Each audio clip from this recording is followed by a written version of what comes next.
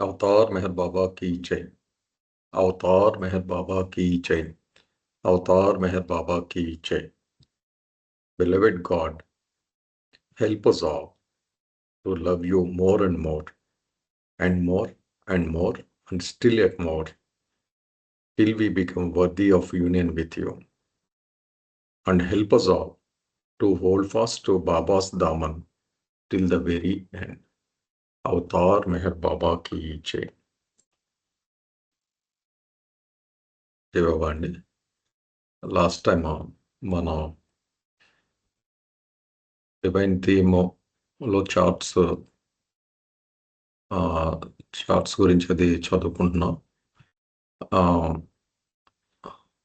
నాకు నాగేశ్వరరావు గారు లేరు, లాస్ట్ టైం దాస్ కూడా లేరు కదా. అవి ఒక్కసారి మళ్ళీ రివ్యూ చేసుకుందాం. అలాగే స్పియర్స్లో కూడా వచ్చాం మనం. 5 స్పియర్స్ అన్నది నేను చదివాను లాస్ట్ టైం, 3 పేరాలు. ఇక్కడి వరకు ఒకసారి సమ్అప్ చూసుకుని ముందుకు వెళ్దామండి. సార్ జై బాబా అండి. జై బాబా అండి. జై బాబా.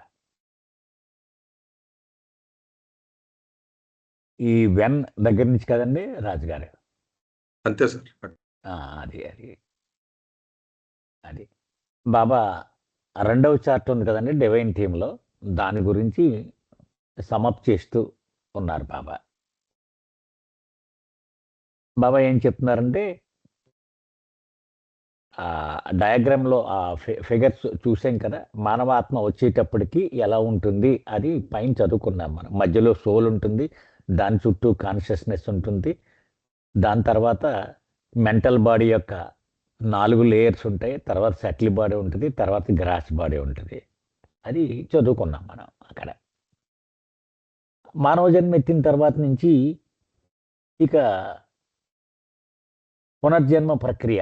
నెక్స్ట్ పునర్జన్మ ప్రక్రియ తర్వాత అప్పుడు భగవద్ అనుభవ ప్రక్రియలోకి అడుగుపెడుతుంది, అంటే అంతర్ముఖ ప్రయాణంలోకి. అక్కడ అడుగు పెట్టగానే అప్పటి వరకు ఇంటెలెక్ట్ అంటే బుద్ధి నడిపిస్తూ ఉంది కదా, దాని స్థానంలో ఇన్స్పిరేషన్, స్ఫూర్తి అది వచ్చి కూర్చుంటుంది అనమాట. అది సో అది 1, 2, 3 భూమికల వరకు ఈ ఇన్స్పిరేషనే నడిపిస్తూ ఉంటుంది. మరి 4, 5 భూమికలకు వచ్చేటప్పటికి ఈ ఇన్స్పిరేషన్ స్థానంలో ఇల్యూమినేషన్ అది వచ్చి కూర్చుంటుంది. అంటే ఎవల్యూషన్ అది చెప్తున్నారు అన్నమాట బాబా. ఏదైతే మొట్టమొదటి ఇన్స్టింక్ట్గా మొదలైందో, తర్వాత ఇంటెలెక్ట్ అయ్యింది, తర్వాత ఇన్స్పిరేషన్ అయింది, తర్వాత ఇల్యూమినేషన్ అయ్యింది. అది గాడ్ స్పీక్స్లో చెప్తున్నటువంటి విషయం. ఇక చివరికి వచ్చేటప్పటికి ఆ 7 కలర్ రింగ్ ఒకసారి చూపించరా రాజుగారి?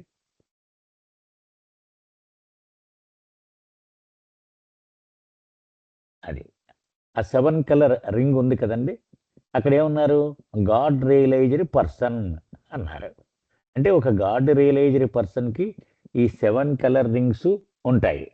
కానీ ఒక మాస్టర్ అంటే సద్గురువు మాత్రమే ఈ మొత్తం ఈ 7 వాడగలడు. ఇప్పుడు మజూబ్ స్థితిలో ఉన్నాడు అనుకోండి గాడ్ రియలైజర్ పర్సన్, అతను కేవలము భగవద్ అనుభవమును మాత్రమే ఆస్వాదిస్తూ ఉంటాడు. అంటే గ్రాస్ బాడీ కానీ, సెటిల్ బాడీ కానీ, మెంటల్ బాడీ కానీ ఇవి అతనికి అనుభవంలో ఉండవు, అతని ఎరుకలో ఉండవు. ఇది సార్ క్లుప్తంగా నాకు అర్థమైంది. అందుకనే సప్త ఉపాధుల రూపం అంటారు అవతారుడు కానీ, సద్గురువు కానీ. సప్త ఉపాధులు అంటే ఇవన్నమాట. ఈ మొత్తం ఇవి మనకి కంఠస్థం వచ్చేయాలండి. Gross body, subtle body, mental body, universal body, universal mind, unlimited divine ego, infinite consciousness. అంటే అన్లిమిటెడ్ డివైన్ ఈగో అనేటువంటిది మామూలుగా కాన్షియస్నెస్ ఏమో ఇన్ఫినిట్ కాన్షియస్నెస్గా మారిపోతుంది, సీట్ ఆఫ్ ఇండివిజువాలిటీ ఏమో అన్లిమిటెడ్ డివైన్ ఈగోగా మారిపోతుంది. ఈ gross body, subtle body, mental body పాతవే, కొత్తగా వచ్చినవి యూనివర్సల్ బాడీ, యూనివర్సల్ మైండ్. ఇది మనకి కొంచెం నోట్లో ఆడేలాగా మనం తెలుసుకోవాల్సినటువంటి విషయం అండి. అది క్లుప్తంగా ఇది సార్. జై బాబా సార్. సప్త ఉపాధుల రూపం ఇదన్నమాట. అది okay okay. Bhaskar, Lakshman, you can add anything if you want అండి.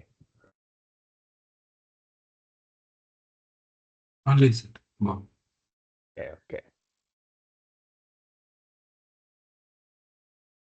జయబాబా సార్, నాకు ఇక్కడ చిన్న డౌట్ వచ్చింది సార్. చెప్పండి అమ్మ. ఇక్కడ ఇప్పుడు చూడండి, గాడ్ రియలైజ్డ్ బాడీ, ఇక్కడ ఇది ఈ డయాగ్రామ్ ఇచ్చారు కదండి. ఇది ప్రతి గాడ్ రియలైజ్డ్ బాడీకి అదే ప్రతి గాడ్ రియలైజ్డ్ సోల్ కి సంబంధించిందా, ఓన్లీ అంతే సద్గురుకి కదండి. సంబంధించిందా అండి? అంటే యాక్చువల్గా అక్కడ గాడ్ రియలైజర్ పర్సన్కి ఇవన్నీ ఉంటాయండి. ఇప్పుడు మజూబ్ ఉన్నాడు అనుకోండి, ఓ ఆ మజూబే మాస్టర్ అవుతాడు కదా రేపొద్దున్న. సో అతనికి ఉంటాయి అన్నమాట ఇవన్నీ ఆ, వాడగలిగితే. ఉంటాయన్నమాట, ఉంటాయి అతనికి కూడా. కానీ ఓకే. అతనికి కేవలం భగవద్ అనుభవానికి సంబంధించిన ఇది మాత్రమే ఉంటుంది. ఇది లక్ష్మణ్. ఇది మాస్టర్ సోల్ అండి. అంటే ప్రతి గాడ్ రియలైజ్డ్ బీయింగ్ లో ఎవరైతే తిరిగి క్రియేషన్ కాన్షియస్నెస్ కి వచ్చి వస్తారో వాళ్ళకు ఉంటుంది, వచ్చి వర్క్ టేకప్ చేస్తారు. అంటే ఇది ఇంకో చార్ట్ దగ్గర రాశారు మాస్టర్ సోల్ అని. కానీ ఇక్కడ మాత్రం ఇదే డాన్ అడిగినప్పుడు కూడా ఇదే చెప్పాడండి. వర్క్షాప్లో అడిగినప్పుడు కూడా every God realiser person will have this, కానీ అతను వాడ్డవి మాస్టర్కే ఆ కాన్షియస్నెస్ ఉంటుంది, అతనికి ఎరుక ఉండదు అని. అది కన్ఫ్యూషన్ ఉంది, అది మొదటి నుంచి కూడా. అంటే మన గాడ్ స్పీక్స్ లోనే 138 పేజ్ లో మనకు చెప్పారండి. అంటే ఎవరైతే తిరిగి నార్మల్ కాన్షియస్నెస్ కి వచ్చి బకాబిల్లా స్టేట్ కి వెళ్తారో వాళ్ళకప్పుడు ఇవి కలుగుతాయని. అంటే యూనివర్సల్ బాడీ, యూనివర్సల్ మైండ్, వీటి ద్వారా కాన్షియస్. ఒక్కసారి అదే కన్ఫ్యూషన్ ఉంది, ఒక్కసారి రోల్ చేయరా రాజుగారు, లాస్ట్ పారా కిందకి వెళ్ళండి. అదే లాస్ట్ పారాలో అదే the colored rings or concentric ring represent the soul of a God realizer person with all the vehicles at his disposal. In respect to this diagram, the following points should be carefully noted. The three outer rings respectively represent the gross, subtle and mental bodies. We find all these bodies also in ordinary human beings. In the God realizer person, there has emerged a new spiritual body known as the universal body or Mahakaran share, which is the seat of the universal mind. Just as water is contained in a cup, the universal mind may be said to be contained in the universal body. Therefore, though the universal body and the universal mind are represented by two different circles, they are inseparable from each other. Correct. The universal mind of the master, which works through his universal body, universal mind, yeah.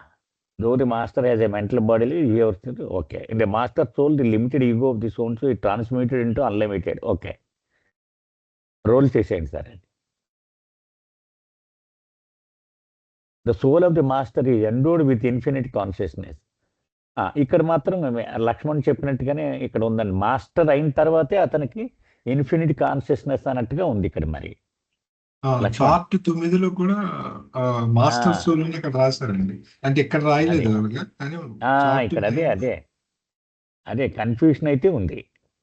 తర్వాత explanation page number 138 లో clear గా ఇంకా technical గా explain చేశారు. బకాబిల్లాకి వచ్చినప్పుడు universal mind వస్తుంది, universal body వస్తుంది, అవన్నీ రాశారు అనమాట.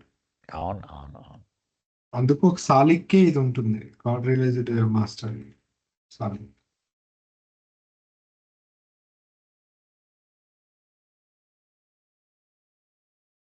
ఓకే. అంటే ఇలా కూడా కావచ్చు అది. అసలు మామూలుగా ఈ గ్రాస్ బాడీ అది ఉన్న స్పృహ ఎలా ఉండదో వాళ్ళకి, అంటే నేను చెప్పాను గాడ్ రియలైజర్స్ పర్సన్, నాట్ మాస్టర్. అంటే అతనికి క్రియేషన్ కాన్షియస్నెస్ రావాలి కదండి. వస్తేనే క్రియేషన్ కాన్షియస్నెస్ వచ్చేటప్పుడే హిజ్ అంటే ఆ లింక్స్ అన్ని ఫామ్ అవుతాయి. అన్ని బాడీస్ కి కనెక్ట్ అయి ఉన్నది కదా యూనివర్సల్ బాడీ. క్రియేషన్ లో ఉంటే అన్ని గ్రాస్ బాడీస్ కనెక్ట్ అయి ఉంటుంది యూనివర్సల్ బాడీ. అలాగే అన్ని మైండ్స్ కి కనెక్ట్ అయి ఉంటుంది, మెంటల్ బాడీస్ కి యూనివర్సల్ మైండ్. సో అసలు అతనికి నేను తప్పిస్తే ఇంకోటి లేదనే స్థితిలో ఉంటాడు. 7th ప్లేన్ లో ఈ ఫనాలో గానీ ఫనాఫిల్లాలో ఉండేది. ఓన్లీ మళ్ళీ బకాబిల్లాలోకి వచ్చినప్పుడే అతనికి అదే సాలిడ్ గా కమింగ్ డౌన్ నార్మల్ కాన్షియస్నెస్ కి వచ్చినప్పుడు మళ్ళీ ఇవన్నీ లక్- తెలుస్తాయి, ఇవన్నీ ఉన్నాయి. అప్పుడు ఈ లక్ష్మణ్ లింక్స్ ఎస్టాబ్లిష్ మీరు చెప్పే దాని సారాంశం ఏంటంటే ఓన్లీ మాస్టర్ అయిన తర్వాతే యూనివర్సల్ బాడీ యూనివర్సల్ మైండ్ వస్తాయి, కానీ every God realized person cannot have universal mind and universal heart అని, అంతేనా? మాస్టర్ అనేది ఇక్కడ లేదు. 130 ఎట్లా బకాబిల్లా స్టేట్ కి వెళ్తే వస్తాయని ఉంది. అంటే అదే బకాబిల్లా మాస్టరే కదా మరి.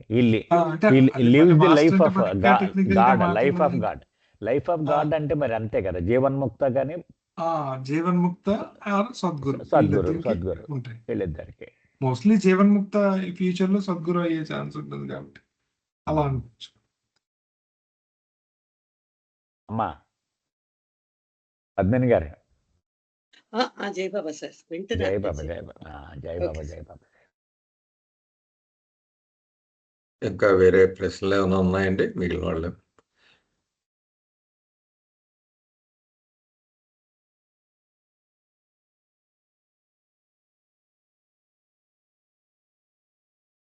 ఓకే సరే, ఇంకా ఇది సమాప్తి చేసినట్టేనండి. మీరు చదివారు ఇది పేరా?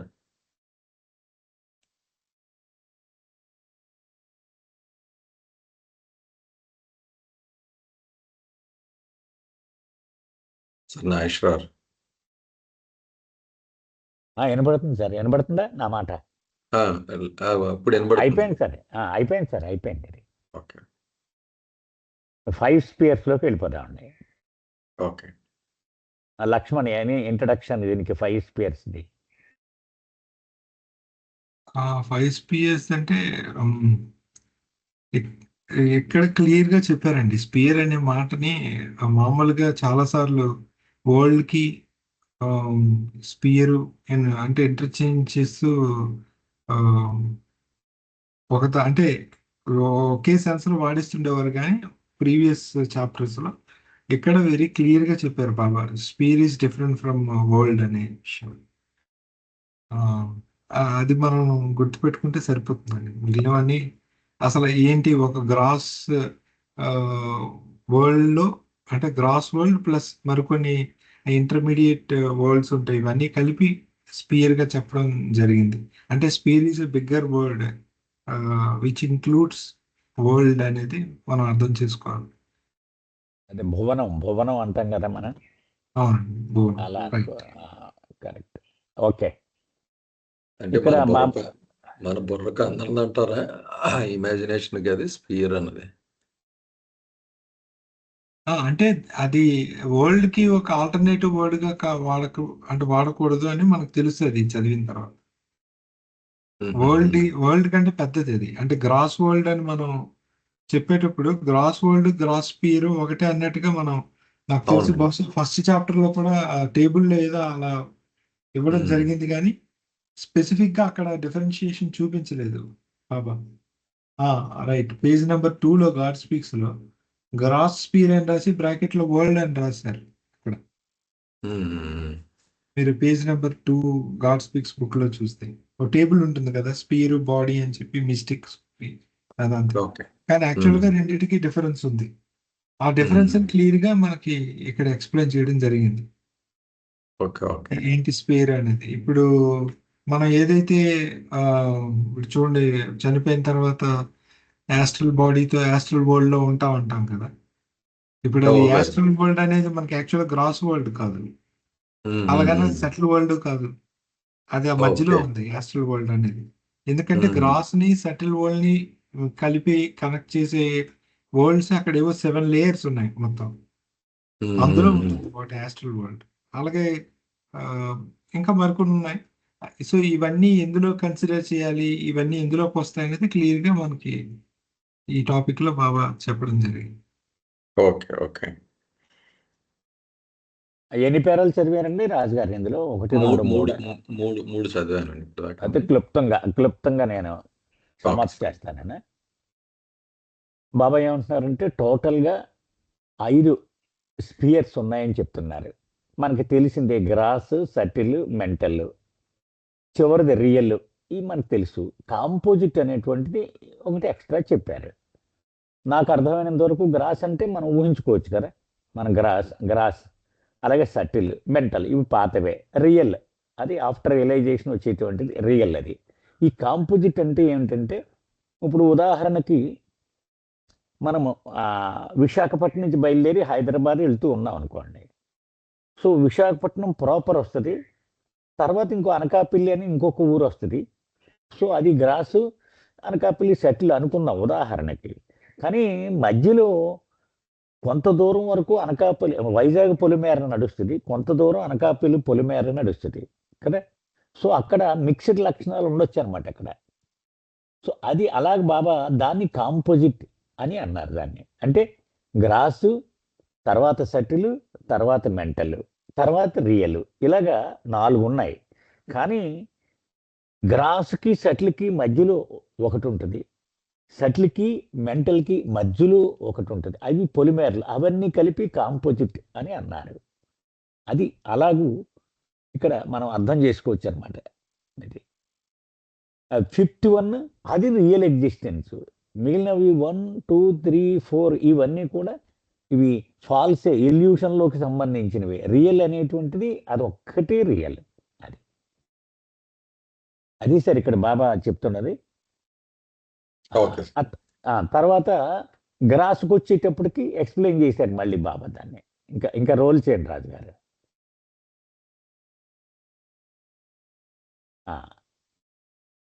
ఇది ఫస్ట్ మొట్టమొదటి చెప్తున్నారు గ్రాస్ స్పియర్.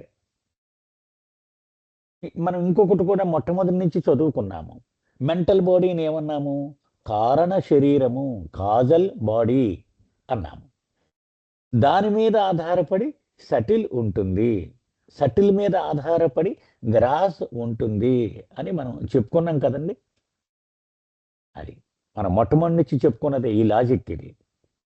అవును సార్, అవును. అదే ఇక్కడ చెప్తున్నారు బాబా అన్నమాట. అది gross sphere although entirely depending for its existence on the subtle is distinctly different in very many respects of the subtle. అది పూర్తిగా స్వతంత్రంగా, అది వేరుగా ఉంటుంది. అది స్వతంత్రంగా ఉండలేదు, సెటిల్ మీదే ఆధారపడినప్పటికీ కూడా దాని లక్షణాలన్నీ పూర్తిగా వేరుగా ఉంటాయి. అక్కడ గ్రాస్ స్పియర్ అంటే చెప్తున్నారు నెంబర్లెస్ వరల్డ్స్, సన్స్, మూన్స్, అంటే సూర్య కుటుంబాలు బోలెడు ఉన్నాయని మనం చదువుకుంటాం కదా. Suns, moons, stars and in fact everything material from the crudest to the finest, అని అవన్నీ కలిపి దీనిలో ఉంటాయి. ఇంకా బాబా ఏం చెప్పారంటే ఈ గ్రాస్ స్పియర్లో కొన్ని చోట్ల ఓన్లీ మినరల్స్ ఉంటాయి, కొన్ని చోట్ల మినరల్స్, వెజిటేషన్ ఉంటాయి, అలా రకరకాలుగా ఇవి ఉంటాయి. కొన్ని చోట్ల హ్యూమన్ బీయింగ్స్ ఉంటాయి, అది కూడా చెప్పారు బాబా. అయితే ఈ గ్రాస్ స్పియర్లో అతి ముఖ్యమైనది మనము నివసించేటువంటి ఈ భూప్రపంచము. ఇది ఇంపార్టెంట్ అని చెప్తున్నారు బాబా. అది ఇక్కడ దాకా చదువుకున్నారు కదండి. దీనిలో ఆ ఫుట్ నోట్ ఇంపార్టెంట్ రాజు గారు. అది హలో ఫుట్ నోట్ అది this means also superior spiritually amongst all human beings of the gross spear.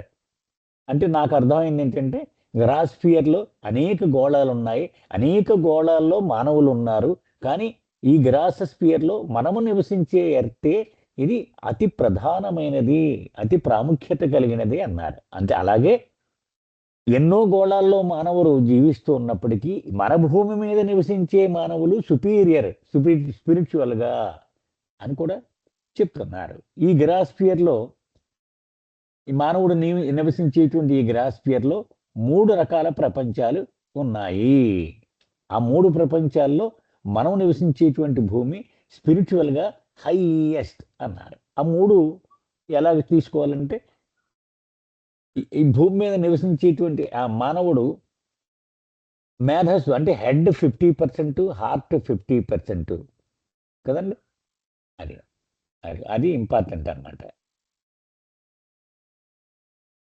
అది మన భూమి మీద హెడ్ 50%, హార్ట్ 50%, ఆ బ్యాలెన్స్ అచీవ్ అయి ఉంటాడు అనమాట. అంచేతే ఇక్కడ నివసించే మానవుడు స్పిరిచువల్గా హైయెస్ట్ అంటున్నారు. మరి మిగిలిన 2 ప్రపంచాల్లోనూ 100% హెడ్, 75% 100% ఇదండి ఒక ప్రపంచంలో 100% హెడ్ ఉంటుంది, మరొక ప్రపంచంలో 75-25 రేషియోలో ఉంటుంది. ఈ 50-50 అనేటువంటిది మన ప్రపంచం మీదే ఉంటుంది. సో అలాగ 3 ప్రపంచాలుగా డివైడ్ చేశారు బాబా ఇక్కడ. అది అయితే ఈ పునర్జన్మలు ఎత్తుతూ ఉన్నప్పుడు ఈ 3 ప్రపంచాలు కవర్ చేయాలటండి. చివరికి మాత్రం మనం నివసించేటువంటి హెడ్ మీద అంటే 50-50 అక్కడికి రావాలి. ఇక్కడ మాత్రమే తన విధి అయినటువంటి గాడ్ రియలైజేషన్ని సాధించగలుగుతాడు అని బాబా చెప్పారు. ఈ గ్రాస్ స్పియర్లో earth last and nearest stepping stone to the path అది చెప్తున్నారు ఇక్కడ. అంటే అవన్నీ పూర్తయిన తర్వాతే ఎర్త్ మీదకి వస్తాడనమాట. ఇది సార్ క్లుప్తంగా ఇక్కడే బాబా చెప్తున్నారు 18,000 గోళాల్లో జీవితము జీవి ఉన్నప్పటికీ కూడా although there are 18,000 worlds with life, but these 2 worlds and the earth are to be taken earth are akin to one another in the pattern of human life. అది ఈ 3 మాత్రము ఇంపార్టెంట్ మనకి, ఎందుకంటే ఇక్కడ హ్యూమన్ లైఫ్ ఉంటుంది కాబట్టి. ఇది sir క్లుప్తంగా. You can add Lakshman if you want, you can add. ఇక్కడ 18,000 వరల్డ్స్ లైఫ్ అండ్ యాక్చువల్గా హ్యూమన్ బీయింగ్స్ అని ఉండాలి, లైఫ్ అని ఇచ్చాడు మరి. అలా లేదు సార్, 18,000 వరల్డ్స్ లో లైఫ్ ఉంటుంది. అంటే ఇట్ కుడ్ బి వెజిటేషన్ ఏదైనా కావచ్చు, కానీ అందులో 3 వరల్డ్స్ లోనే హ్యూమన్ బీయింగ్స్ ఉంటారు. ఆ 3 వరల్డ్స్ ఇక్కడ చెప్పారు. యాక్చువల్గా రాజుగారు ఓకే సార్. 18,000 ప్లానటరీ బాడీస్లో హ్యూమన్ బీయింగ్స్ పోలిన జీవరాశులు ఉన్నాయి అని చెప్పారు బాబా. Okay okay. ఎందుకంటే లైఫ్ ఇంకా చాలా వాటి మీద ఉండొచ్చు. ఇప్పుడు లైఫ్ అనగానే ప్లాంట్ నుంచి వచ్చేస్తే కదా. అవునండి, అవును.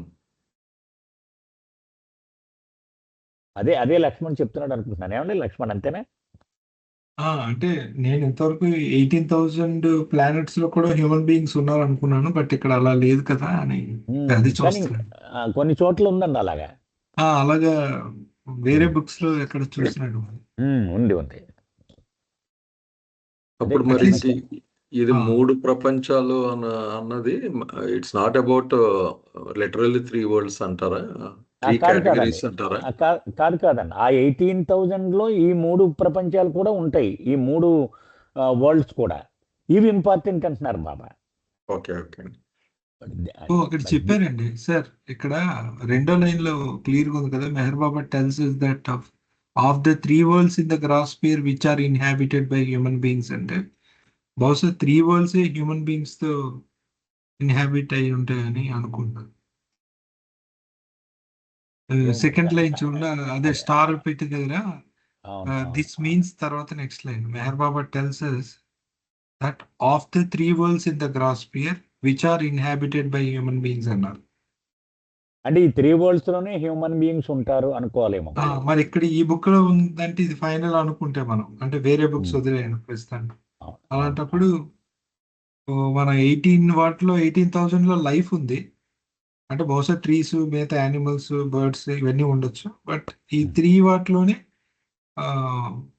మనకి హ్యూమన్ బీయింగ్స్ ఉంటారు అనిపిస్తుంది. బహుశా ఇది ఇంకా ఈ క్రియేషన్ అండ్ కాజెస్ తో కూడా సింక్ అవుతున్నాడు, నాకు గుర్తులేదు, ఒకసారి చూసి చెప్తాను. చూద్దాం. ఓకే.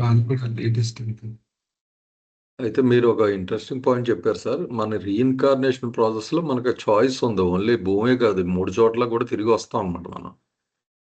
కదండి మరి. లేదు సార్, లేదు. బాబా క్లియర్ గా చెప్పారు ఏంటంటే ఓన్లీ ఎర్త్ మీదే రీఇన్కార్నేషన్ అవుతుందని. అలాగా మరి గాడ్ స్పీక్స్ లోనే ఉంది ఆ పాయింట్. రీఇన్కార్నేషన్ అండ్ ఇన్వల్యూషన్ కాదు. ఒకసారి లక్ష్మణ్ 5th లైన్ చూడండి ఒకసారి. 5th line, man in the course of his incarnations is born on any one of the 3 worlds but must finally take form and reincarnate on this earth to fulfill his divine destiny. Man in the course of his reincarnation is born in any of the 3. Okay. Realisation process ఈ earth మీద తప్ప reincarnation అక్కడ అవ్వచ్చు అనమాట. అయితే reincarnation కూడా earth మీద అవుద్దని ఉందని గాడ్ స్పీక్స్ లో నేను పట్టుకుంటాను రిఫరెన్స్. నేను యాక్చువల్గా ఇదే అండర్స్టాండింగ్ తో ఉండేవాడిని, బట్ అక్కడ చదివాక అలా అనుకున్నా. ఇప్పుడు మళ్ళీ ఇక్కడ ఇలా ఉంది. అదే సప్లిమెంట్ లో చిన్న చిన్న కరెక్షన్ చేయాల్సిన అవసరం ఉందేమో, మరి ముట్టుకుని ఉండరు అది ఆ, బహుశా. ఓకే అది. Okay okay okay sir. Sir. Anyway కానీ అయితే చాలా interesting. లాజికల్ గా ఫిట్ అవుతుంది. అయితే ఎర్త్ మీదకి వచ్చిన తర్వాత బ్యాక్ వెళ్ళే ఛాన్స్ మరి ఉండదేమో, మరి అంత క్లియర్ గా మనకు తెలియదు. ఎందుకంటే అంటే ఒకటి ఉందండి, చెప్పిన బాబా పర్సంటేజ్ బట్టి. బాబా ఒక మాట అన్నారండి, ఆ, when God wants to give certain additional gadgets to the world, మన ఎర్త్కి, ఉమ్, అప్పుడు అక్కడ ఉన్నటువంటి సోల్స్ ని ఆ సూపర్ ఇంటెలిజెన్స్ రిటైన్ చేసి కిందకి తీసుకొస్తాడన్నారు. ఆ 100% హెడ్ ఉందే, అవునండి, అవును. దాన్ని ఉంచి ఇక్కడికి తీసుకొస్తారు వాళ్ళే సైంటిస్టులుగా, న్యూటన్, ఐన్స్టీన్ వీళ్ళంతా అని. అవునండి. సో అయ్యి అక్కడ మరి ఉండొచ్చు. అది రీఇన్కార్నేషన్ అవుద్ది కదా మరి అలాంటప్పుడు అది. అంటే అసలు వేరే ప్లానెట్ మీద బాడీ, హ్యూమన్ బాడీ ఉందంటే మరి రీఇన్కార్నేషన్ అనుకోవాలి. ఇంకా అంతే అంతే ఇంకా కదా. ఛాన్సే లేదు. లాజికల్ ఫిట్ కాదు లేకపోతే. అదే అదే okay okay sir. Okay sir. దీంతో ఇది అయ్యిందండి. జయబాబా సార్, ఒక డౌట్ అడగచ్చాను. చెప్పండి. చెప్పండి. ఇప్పుడు ఈ లెక్కన నాకు ఎలా అర్థమైందంటే అండి, ఆ రీఇన్కార్నేషన్ ప్రాసెస్ లో వాళ్ళు ఆ వేరే వేరే వరల్డ్స్ లో ఉన్నవాళ్ళు ఫైనల్ గా ఈ ఎర్త్ మీదకి, అంటే మన 50% హార్ట్ 50% హెడ్ ఉన్న ఎర్త్ మీదకి వస్తున్నారు. అంటే మనం అంతా అక్కడి నుంచి ఆల్రెడీ మైగ్రేట్ అయ్యి ఇక్కడికి వచ్చేసిన వాళ్ళం అనే అంటే అర్థం. అంతే అనుకోవాలండి మరి. అంటే మనమే చాలా వాళ్ళకంటే అడ్వాన్స్డ్ గా ఉన్నాం అనమాట అండి, రీచింగ్ ద గోల్ కి. జయబాబు ఆ, ఆ, అంటే ఏంజల్స్, ఆర్కేంజల్స్ కంటే మనమే అడ్వాన్సర్, మనమే అదృష్టవంతులు అని కూడా చెప్పారు కదా. అవునండి. ఎందుకంటే అవతారుడు కంపెనీ మనకే ఉంటుంది, వాళ్ళకి ఉండదని చెప్పారు బాబా. ఓకే ఎర్త్ మీదే వస్తాడు కదండి. So they are jealous of us all అట, మన బాబాని పట్టుకుని ఉంటే. అంటే మన జర్నీ చాలా చేసేసినట్టు ఈ అర్థం మీదకి వచ్చేసాం. ఆహా, జర్నీ అని కాదు, వీఆర్ ఫార్చునేట్ అంతే. Yes, sir. ఇక్కడికి వచ్చి ఈ 50% హెడ్ పోగొట్టుకుంటాం అన్నమాట మనం. అదే ప్రాసెస్. అంతే అంతే, అవును, నేచురల్ అవును. నేచురల్. అంటే హెడ్ తగ్గి హార్ట్ పెంచుకుని వస్తామండి ఇక్కడికి. అది ఓకే, బాగుంది సార్ సార్. సార్ జయబాబు అండి, మొత్తం ఇవన్నీ కలిపి 84 lakhs ఆఫ్ ఈ మూడు కలిపి 84 lakhs అవుతాయి అంటారా? అంటే 75, 25, 100, 50, 50, 84 lakhs ఆఫ్ రీఇన్కార్నేషన్ ఇవన్నీ కలిపి వస్తాయంటారా? మరి నేచురల్ గా అంతే అవ్వాలండి. అంతే. అంటే నిజానికి ఒకే వరల్డ్ లో పెడితే ఇంకా అల్లకల్లోలంగా ఉండండి. సెపరేట్ చేస్తారు కనుక ఇబ్బంది లేదు. కానీ రామారా, ఈ 100% హెడ్ ఉన్న వాళ్ళు కూడా ఇక్కడ ఉన్నారు అనుకోండి మనకి. రాజుగారు ఇప్పుడు యుఎఫ్ఓస్ ఉన్నాయి కదా. అవునండి, కరెక్ట్ అండి. Unidentified flying objects. మన మన మన ఈ ఫ్లయింగ్ ఆబ్జెక్ట్స్ కంటే చాలా అడ్వాన్స్డ్ అవి కదా. అవును, చెప్తుంటారు కదా. చెప్తుంటారు కదా, అంచేత వాడికి 100% హెడ్ ఉంది కాబట్టి వాడు చేయగలుగుతున్నాడు. వాడి పాసిబుల్ అన్నమాట ఇవన్నీ. పాసిబుల్. అంటే మనం ఊహించుకుంటే అవి అవి గ్యారంటీగా అదర్ ప్లానెట్స్ నుంచి అని అనుకుంటే. అవునండి, మనకు తెలియదు కదా. అవునండి. కానీ యూఎఫ్ఓస్ అదర్ ప్లానెట్స్ నుంచి రాలేదు అని బాబా చెప్పినట్టుగా ఒక చోట చదివాను, ఎక్కడో గుర్తు నాకు. ఏమన్నా Lakshman, they are not from other planets. అంటే ఏంటంటే మీనింగ్ మనోళ్ళే క్రియేట్ చేశారన్నా, ఏమో తెలియదు మరి. అంటే ఆ కాంటెక్స్ట్ లో వీళ్ళు అప్పుడు మాట్లాడుకున్న ఫ్లయింగ్ శాస్త్రం ఏదైతే ఉందో అది మాత్రం అక్కడ నుండి రాలేదని అన్నారు. అంటే అది ఎవరు పంపించారు ఏం చెప్పలేదు, కానీ బయట నుండి అడిగారు ఏలియన్స్ బాబా అంటే కాదు అన్నారు. కాంటెక్స్ట్ ని బట్టి అనమాట అప్పుడు అక్కడ. దాన్నే ఒకసారి ఎవరో అడిగారండి, మీరు ఇవన్నీ బాబాని ఎందుకు అడగలేదని. అడిగితే ఆయన he is God, we can't just poke our nose in his work. Business. ఆయన దగ్గర ఆ కాంటెక్స్ట్ వచ్చినప్పుడు మాట్లాడాలి తప్ప మనకి దమ్ము ఎక్కడ సరిపోద్ది ఆయన అడగడానికి కదా. అంటే ఇంకా ఆ టాపిక్స్లోకి వెళ్తే యూట్యూబ్లోకి వెళ్ళినట్టుగా ఎండ్ లేదు కదండి క్వశ్చన్స్కి. ఉపయోగం లేనిది. ఓకే సార్, బాగుందండి. అయితే నెక్స్ట్కి వెళ్దామండి. సంతోష్ అలాగే. జయబాబు అండి ఉన్నారా? సంతోష్ సార్, దేవతల కన్నా మీరు గొప్పవాళ్ళు అన్నారు కదా! అంటే అరిషడ్ వర్గాలు మనలో ఉన్నాయి కదా! అంటే మనకు అంత అంటే సార్ ఆయన గొప్పవాళ్ళు తెలుసుకోవడం వల్ల లేదు సార్, గొప్ప అంటే వాళ్ళు అనలేదు, నేను అదృష్టవంతులు అన్నాను. అదే సార్. అదే అదృష్టవంతులు అంటున్నారు కదా సార్! అదే ఆ, అంటే మామూలుగా మనలో ఉన్న అరిషడ్ వర్గాలు ఉన్నాయి కదా సార్! అంటే మనం అంటే ఆయన తెలుసుకోవడం వల్ల అదృష్టవంతులం కదా సార్! అంతేనా? ఇప్పుడు లాటరీ టికెట్ వచ్చిందండి, వాడు గర్భదరిద్రుడు, దుర్మార్గుడు, వాడికి వచ్చింది లాటరీ టికెట్ కదా. చాలా గొప్ప వాళ్ళు, చాలా మంచి వాళ్ళు చాలా మంది ఉన్నారు, వాళ్ళకి రాలేదు లాటరీ. అలా మనం పోల్చుకుంటే సరిపోతుంది, ఓకే. అంతే కదా సార్. అంటే మన అర్హతను బట్టి వచ్చిందని కాకుండా ఆయన గ్రేస్, ఆయన భిక్ష అలా వచ్చింది మనకి బాబాయ్. జై బాబా సార్. సంతోష్ లేరండి, నేను చదువుతాను. The second, that subtle sphere, is the sphere of energy. And although it is divided into 7 divisions, it is one world by itself. Its subsistence depends upon the mental sphere, but it exists entirely independent of gross sphere. ఇందాక చెప్పినట్లుగానే ఇప్పుడు subtle spear గురించి చెప్తున్నారు, ఇంతకుముందు gross spear గురించి చెప్పారు. ఇది ఎనర్జీకి సంబంధించిన స్పియర్, మనందరం చదువుకున్నది అదే point.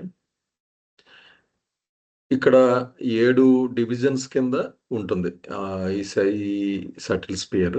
Although it is divided into 7 divisions, కానీ నిజానికి అది ఒక ప్రపంచం కిందే లెక్క కట్టవచ్చు మనం.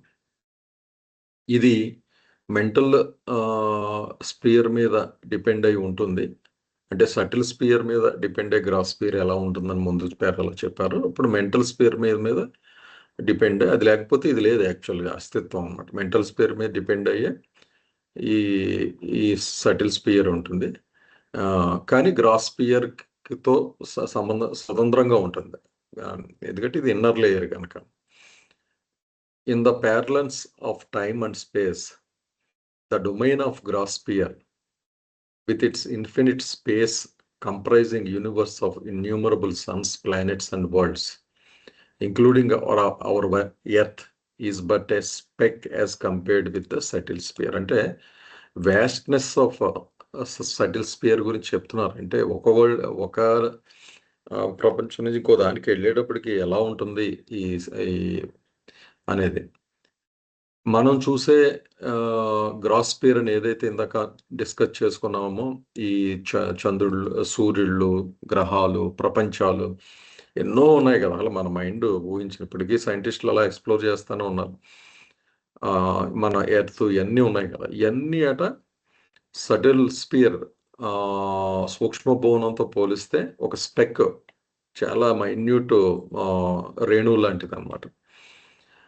అంత వ్యాస్ట్ డిఫరెన్స్ ఉంటుంది అన్నమాట ఒక స్పియర్ నుంచి ఇంకో స్పియర్కి మారేటప్పటికి. అంటే ఇక్కడ గ్రాస్ నుంచి సటిల్ స్పియర్కి వచ్చేటప్పుడు కంపారిటివ్గా చూసుకుంటే అది ఒక చిన్న రేణువులాగా ఉంటుంది అన్నమాట. అంటే అంత వ్యాస్ట్నెస్ మీద ఇది ఉంటుంది అన్నట్టుగా. ఇదండి పేరు. దీని మీద ఏమైనా ప్రశ్నలు ఉన్నాయండి?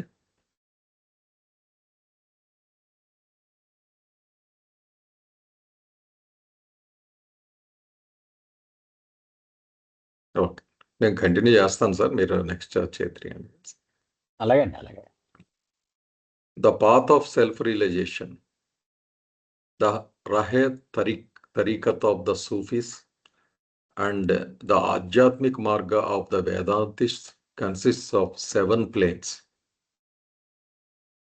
Mukams, Stans, is the one and only bridge between the first sphere of the gross and the 5th, the real sphere. The path has its first 3 planes in the subtle, the second sphere.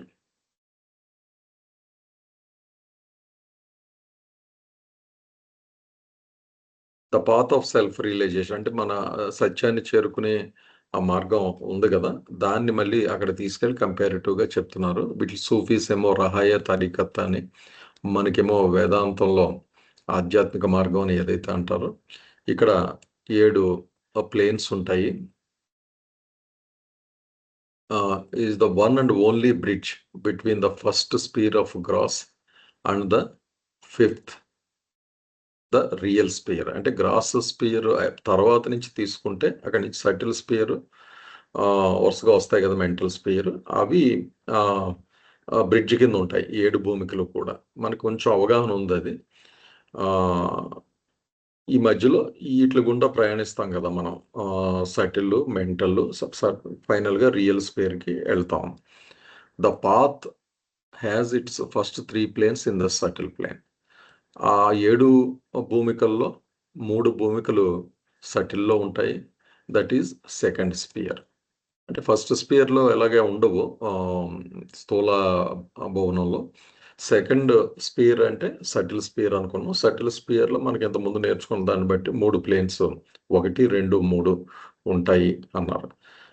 అందులో 3 ఇందులోనే ఉంటాయి అని చెప్పడం ప్రధాన ఉద్దేశం. అయితే ఒక point ఏం చెప్పారంటే, అక్కడ సటిల్ స్పియర్ నుంచి ఒక బ్రిడ్జ్ లాగా సత్యానికి వెళ్ళడానికి 7 భూమికలు ఉంటాయి అన్నది. అంటే మెయిన్ స్పియర్స్ అనే మ్యాప్ పక్కన పెట్టుకుని భూమికలు 2 మ్యాప్ చేయడానికి ఎక్కడెక్కడ ఏం పడతాయి ఏ కేటగిరీలో చెప్పడానికి ఇక్కడ ట్రై చేస్తున్నారండి. జయబాబా సార్, ఏమన్నా ప్రశ్నలు ఉన్నాయండి ఈ 2 పేరాల మీద?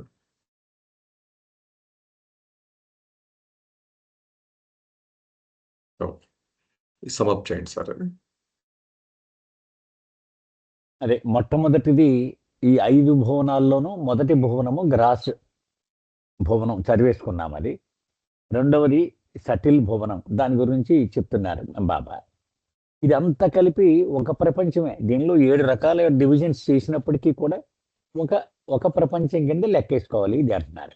మనం మొదట చెప్పినట్టుగా ఇది పూర్తిగా మెంటల్ భువనం మీద ఆధారపడి జీవిస్తూ ఉంటుంది. ఇది ఏది సటిల్ స్పియర్. అయితే దీని మీద ఆధారపడి గ్రాస్ స్పియర్ ఉంటుంది, కానీ ఇది మాత్రం గ్రాస్ మీద ఏమాత్రం ఆధారపడదు, స్వతంత్రంగా ఉంటుంది. గ్రాస్కి సంబంధం లేకుండానే ఇది మనుగడ సాగిస్తూ ఉంటుంది అన్నారు. అయితే గ్రాసు మనకి చాలా విశాలంగా ఇన్ని గోళాలు, ఇన్ని అంతరిక్షాలు, ఇవన్నీ కనపడుతున్నాయి కదా మనకి. అయినప్పటికీ ఈ గ్రాస్తో పోలిస్తే ఎంత పెద్దదంటే ఈ సటిల్ స్పియరు మొత్తం ఎంత విశాలమైన గ్రాసు చిన్న చొక్కలాగా ఉంటుందట ఈ సటిల్ స్పియర్తో పోలిస్తే అని చెప్తున్నారు. ఇంకా బాబా ఈ రెండవదైనటువంటి సటిల్ స్పియర్ ఆధ్యాత్మిక మార్గంలో ఎక్కడ ఉంటుందని చెప్తున్నారు ఆయన. 1, 2, 3, 4, 5 అనుకున్నాం కదండి. ఒకటోదేమో గ్రాసు, రెండోదేమో సటిల్, మూడోదేమో మెంటల్, 5వదేమో రియల్, ఈ 4వది మిక్సర్ కదా, మధ్యలో ఉండేది అనుకున్నాం. ఇది పక్కనెట్టేద్దాం. బాబా ఏమంటున్నారంటే, ఈ గ్రాస్ నుంచి ఈ రియల్ స్పియర్ 5వ స్పియర్కి వెళ్ళాలంటే మధ్యలో ఉన్నటువంటి లింకు అది ఆధ్యాత్మిక మార్గము అంటారు దాన్ని. అంటే గ్రాసులో ఉన్నవాడు రియల్ స్పియర్లోకి వెళ్ళడానికి ఈ మధ్యలో ఆధ్యాత్మిక మార్గం గుండా ప్రయాణించాలి. ఆ ఆధ్యాత్మిక మార్గంలో ఈ 2 స్పియర్స్ ఉంటాయి. మొదట సటిల్ తగులుతుంది, తర్వాత మెంటల్ స్పియర్ తగులుతుంది. అది ఇంకా ఏమంటున్నారు బాబా, ఈ సటిల్ స్పియర్లో 1, 2, 3 భూమికలు సటిల్ స్పియర్కి సంబంధించి, 5, 6 భూమికలు మెంటల్ స్పియర్కి సంబంధించి, 4వది సగం సటిల్ సగం మెంటల్. మనం చెప్పుకున్నాం కదా ఆల్రెడీ. అది ఇక్కడ బాబా చెప్తూ ఉన్నారు. జై బాబా సార్. జై బాబా సార్. దాస్ మీరు ఏమైనా యాడ్ చేస్తారా? ఏం లేదు సార్. కానీ చెప్పండి. చెప్పండి. ఇప్పుడు ఈ కాంపోజిట్ అన్నారు కదండి, అది గ్రాస్ కి సటిల్ కి మధ్యలో ఉంటది, సటిల్ కి మెంటల్ కి మధ్యలో ఉంటది అంటున్నారు కదండి. అలాగే ఈ సార్, అలాగే ఈ మెంటల్ కి రియల్ కి మధ్యలో కూడా కాంపోజిట్ వస్తుందా అండి? అది వచ్చినప్పుడు డిస్కస్ చేద్దాం, ఇంకా రాలేదు కదా అక్కడ దాకా. ఇప్పుడు ఒకటి గ్రాస్ అయిపోయింది, 2 Okay. సటిల్ నడుస్తోంది, 3 మెంటల్ నడుస్తుంది. అప్పుడు దాన్ని డిస్కస్ చేస్తారు, అప్పుడు Okay. మనం చేద్దాం. Okay sir. జై బాబా, జై బాబా. జై బాబా. వేరే ప్రశ్నలు ఉన్నాయండి లేకపోతే నెక్స్ట్ చదువుకుందాం. The subtle sphere through its energy, its angels, and above all through man's partial and full subtle consciousness.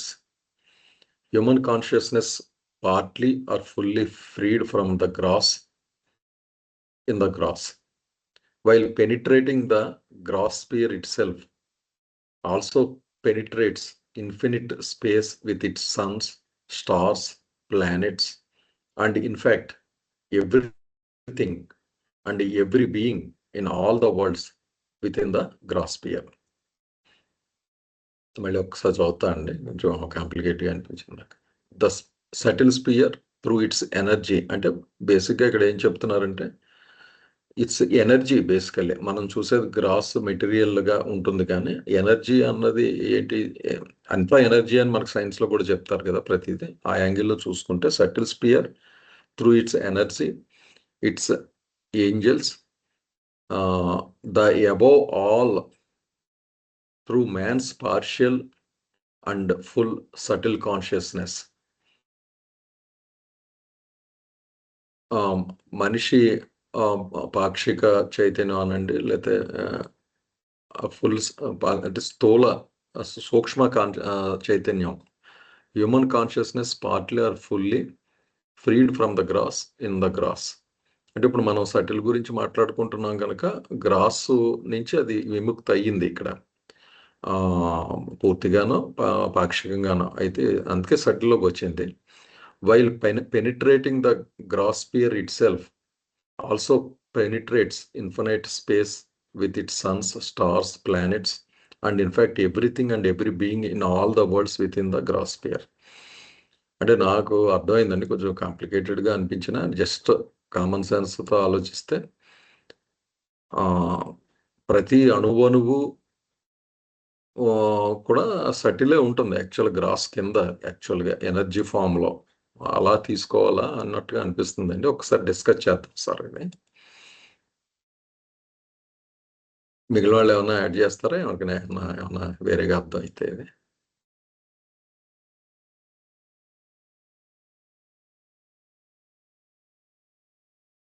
Sir మీరు ఒక్కసారి ఎక్స్ప్లెయిన్ చేయండి సార్, ఇది మాస్టర్ సెంటెన్స్. నాకు అర్థమైనంత వరకు అండి, ఈ సటిల్ స్పియర్ దాని డిస్పోజల్లో ఉన్న ఏంటేంటి, ఎనర్జీ, ఏంజల్స్ కదా, and above all through man's partial. అంటే ఫస్ట్ ప్లేన్లో పార్షియల్గా గ్రాసు, పార్షియల్గా సటిల్ అని మనం చదువుకున్నాం కదండి. సో సెకండ్, థర్డ్ ఫుల్గా సటిల్లో ఉంటుంది కదా. ఇక్కడ ఇది యాక్చువల్ అడ్రస్ అనమాట మన సటిల్ స్పియర్ అనేటువంటిది. కానీ ఇది మొత్తం గ్రాస్ అంతా వ్యాపించి ఉంటుంది అని చెప్తున్నారండి. While penetrating the gross sphere itself. అది గ్రాస్ అంటే దాని డెఫినేషన్ మొత్తం ఆ చివరి 3 లైన్లు డెఫినేషన్ అనమాట. గ్రాస్ అంటే ఏంటి, infinite space, suns, stars, planets, everything and every being in all the worlds within the gross sphere. ఇదంతా కూడా వ్యాపించి ఉంటుంది అని చెప్తున్నారండి. అది నాకు అర్థమైంది. లక్ష్మణ్, యూ కెన్ యాడ్ అండి. అంతే సార్, అలాగే ఉంది. అంటే ఇప్పుడు ఇక్కడ అంటే ఇప్పుడు మనం ఇలా చూస్తున్నప్పుడు మనకి ఇక్కడ ఎర్త్ మీద ఉన్నాం, మనం మట్టి అని కనిపిస్తున్నా, ఇందులో కూడా ఎనర్జీ అనేది ఉంది. సటిల్ స్పియర్ ఇందులో కూడా ఉంది. సో వీటన్ని అంటే కాకపోతే మనం యాక్సెస్ చేయలేం, ఆ కాన్షియస్నెస్ ఉన్న వాళ్ళు ఆ సటిలిటీని యాక్సెస్ చేయగలుగుతారు. ఇప్పుడు సేమ్ ఇప్పుడు మనలోనే తీసుకుంటే, ఇప్పుడు మనకి ఒక హ్యూమన్ బీయింగ్ చూడగానే మనం అతన్ని బాడీతోనే ఐడెంటిఫై చేసి ఎస్ పలానా వ్యక్తి అంటే అతను ఇలా గ్రాస్ బాడీ అని అనుకుంటాం మనం, ఎందుకంటే మనం అంతవరకే మన కాన్షియస్నెస్ ఉంది కానీ అందులో ఆల్రెడీ సెటిల్ కూడా పెనిట్రేట్ అయ్యి ఉంది ఈ గ్రాస్ లో కూడా. దానికి ఆ లెవెల్ ఆఫ్ కాన్షియస్నెస్ వచ్చిన వాళ్ళు దాన్ని చూడగలుగుతారు. అలాగే ఇది ఇప్పుడు బాడీ ఎగ్జాంపుల్ తీసుకున్నాం, ఇలాగే హోల్ గ్రాస్ వరల్డ్ ఏదైతే ఉంది, ఈ గ్రాస్ వరల్డ్ లోపల ఆ సటిల్ వరల్డ్ కూడా ఉంది. So subtle world already includes gross world, అంటే దాంట్లో ఇంక్లూడ్ ఇన్ ద సెన్స్ దాంట్లో పెనిట్రేట్ అయ్యే ఉంది, దాని లోపలే ఉంది అని. అదే నాకు ఎగ్జాంపుల్ ఏమనిపించిందంటే అండి, ఇప్పుడు ఒక పెద్ద ఆవిడ, ఒక 60 ఏళ్ళ ఆవిడ, 50 ఏళ్ళ ఆవిడ, ఒక స్త్రీ ఉందనుకోండి, జడ పాయలుగా ఉంటుంది, తెల్లెంటుకలు ఉంటాయి, నల్లెంటుకలు కలిసే ఉంటుంది ఆ జడ కదండి. పూర్తిగా నల్లగా ఎంటుకలు ఉండవు, పూర్తిగా తెల్ల ఎంటుకలు ఉండవు. అలాగే సటిలు గ్రాసు పెనవేసుకుపోయి ఉంటాయి అన్నమాట, ఓవర్లాప్ అయ్యి. అలాగే అర్థమైంది సార్ నాకు. ఇంకా చెప్పాలంటే ఒక ఫ్రూట్ లో ఒక జ్యూస్ ఎలా ఉంటుంది, ఒక మ్యాంగో అంటే యాపిల్ తీసుకున్నాం అనుకోండి, యాపిల్ గ్రాస్ గా ఉంటుంది పట్టుకోవడానికి, కానీ అందులో జ్యూస్ అనేది ఉంటుంది సటిల్ గా, అది పిండితే అది జ్యూస్ వస్తుంది అలా అనుకోండి. సో ఇందులోపల సటిల్ అనేది గ్రాస్ లోపల ఇంక్లూడ్ అయ్యి ఉంది అని అవును, అవును. అలా అర్థం చేసుకున్నాను. అది రెండో మీరు అన్న యాంగిల్లో ఇంకా సటిల్ కానిదంటూ గ్రాస్లో మళ్ళీ సెపరేట్గా గ్రాస్ సెటిల్ ఉండదు, అది సటిల్ యాక్చువల్గా మనం చూసి కాన్షియస్నెస్ బట్టి అంతే, మన అలా కాన్షియస్నెస్ అయిపోతున్న కొద్దీ, అంటే మెచ్యూర్ అవుతున్న కొద్దీ మనకి అది తెలుస్తూ ఉంటుంది. లైఫ్ కూడా అంతేనండి. అవునండి. ఇప్పుడు ఒకే సంఘటన మనకి ఆ మెచ్యూరిటీ వస్తుంటే ఆ లోతులు అర్థం అవుతుంటాయి కదా. ఇప్పుడు మనం అదే చిన్నప్పుడు చెప్పుకున్న స్వాతి ముచి మూవీకి వెళ్తే, ఆ చిన్నపిల్లాడిగా ఒక 5 ఇయర్స్, సారీ 9 ఇయర్స్ అబ్బాయి చూసాడు అనుకోండి, 5th గ్రేడ్ చదువుతున్నవాడు, వాడు సెటిల్ గా చూస్తాడు అంతా. అదే ఆ మెచ్యూరిటీ వస్తున్న కొద్ది అదే మూవీ చూస్తాడు, కానీ ఆ లోతైన విషయాలు గ్రహిస్తూ ఉంటాడు. అది ఎక్కడ ఉందంటే అదే మూవీలో అప్పుడు ఉంది, కానీ అప్పుడు గ్రహించలేకపోయాడు, ఎందుకంటే మెచ్యూరిటీ లేదు. అదే బాబా ఎగ్జాంపుల్ చెప్పారు కదా, ఒక బెలూన్ పగిలిపోతే 5 ఏళ్ళు కుర్రాడు దొల్లి ఏడుస్తాడు, ఎందుకంటే వాడు ప్రపంచం నాశనం అయిపోయినట్లు లెక్క బెలూన్ పేలిపోతే వాడికి. అదే కుర్రాడు 15 ఏళ్ళ వయసు వస్తే బెలూన్ పగిలిపోతే నవ్వుకుంటాడు కదా. అవును సార్, అవునండి. అదే ఎగ్జాంపుల్. అదే okay, okay sir, can we move on next? Okay, next దానికి వెళ్దాం sir. The unlimited diversity and intensity of subtle sights, sounds, feelings, and powers have no parallel in the gross sphere. Save energy which becomes limited within the bounds of gross, and human consciousness which is surrounded by gross limitations. అంటే subtle point of వ్యూలోంచి గ్రాస్ని compare చేస్తూ చెప్తున్న పేరా అండి ఇది. ఇందులో ఏమంటున్నారంటే, subtle ఇందాక ఒక మాట అనుకున్నాం, మొత్తం ఈ గ్రాస్ భువనం అంతా ఉంది కదా, అదంతా నథింగ్ బట్ ఎ స్పెక్, చిన్న రేణువు అన్న, అది మనం బుర్రలో పెట్టుకుంటే వ్యాస్ట్ ఈ సటిల్ వరల్డ్ ఏదైతే ఉంటుంది, ఎనర్జీ అంతా కూడా, the unlimited diversity and intensity of subtle sights, సటిల్గా ఉండే కనబడేవి కానీ, శబ్దాలు కానీ, అనుభూతులు కానీ, అలాగే శక్తులు అవి కూడా స్థూల భవనంతో పోల్చినప్పుడు చాలా వ్యాస్ట్. స్థూల భవనం యొక్క ఇవన్నీ కూడా నథింగ్, మనం చూసే సౌండ్స్, చూసే వస్తువులు, అనుభూతులు అవి కూడా. ఎందుకంటే మనం ఇందాక స్పెక్ అన్న ఎప్పుడైతే అన్నారో అప్పుడే మనకి కొంత అర్థమైంది ఎంత లిమిటెడ్ మనం ఉన్న ప్రపంచం. ఇక్కడ ఏమంటున్నారంటే గ్రాస్ స్పియర్ అంటే సేవ్ ఎనర్జీ ఏంటో అర్థం కాలేదండి నాకు. Gross sphere save energy which becomes limited. యాక్చువల్గా అంత వ్యాస్ట్ ఎనర్జీ లేయర్ కదా సటిల్, అందులో కొంతే మనం మన అనుభూతి చెందుతాం అనమాట. ఒక రేణువులు అంటే సార్ ఎక్సెప్ట్ అని, అది ఎక్సెప్ట్ వాడతారండి అలాగా. Okay, okay. ఎనర్జీ అంటే except energy which becomes limited within the bounds of gross. Obviously అంత వ్యాస్ట్ ఎనర్జీలో ఒక చిన్న స్పెక్ ఆఫ్ ఎనర్జీ మనకి అనుభూతి చెందుతూ ఉంటాం మనం గ్రాస్ ప్రమిలో, within the bounds of gross and human consciousness which is surrounded by gross limitations.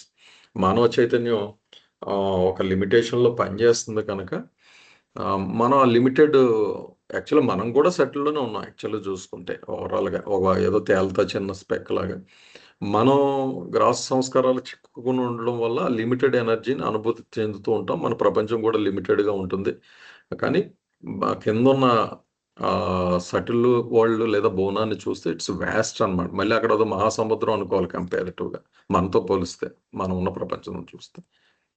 ఇలా అనిపించిందండి ఇది. నెక్స్ట్ ఇక్కడ దాకా అనుకుంటా అండి సంతోష్ది. ఓకే అండి. ఇక్కడ ఏమన్నా ప్రశ్నలు ఉన్నాయండి ఇక్కడ ఈ పేర మీద?